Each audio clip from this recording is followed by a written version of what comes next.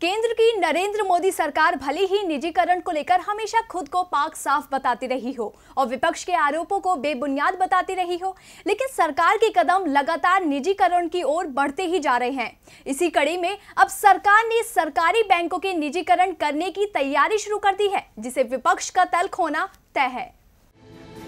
आज देश की अर्थव्यवस्था बेहद बुरे दौर से गुजर रही है।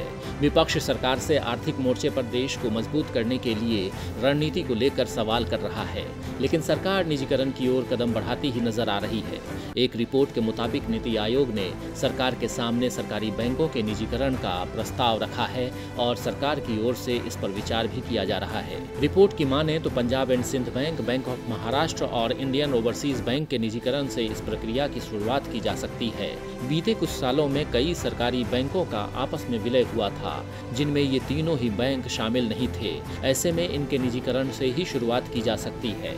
आपको बता दें कि नीति आयोग ने सरकार को बैंकिंग सेक्टर में लंबे समय के लिए निजी निवेश को मंजूरी देने, बड़े औद्योगिक घरानों को भी बैंकिंग सेक्टर में एंट्री करने की इजाजत देने का सुझाव दिया है। हालांकि ऐसे कारोबारी घरानों को लेकर ये प्रावधान होगा कि वे संबंधित बैंक से अपने समूह की कंपनियों को कर्ज नहीं देंगे। मोदी सरकार ने बीते कई सालों में सरकारी बैंकों का आपस में विलय किया है। बीते 3 साल में सरकारी बैंकों की कुल संख्या 27 से घटकर 12 हो गई है।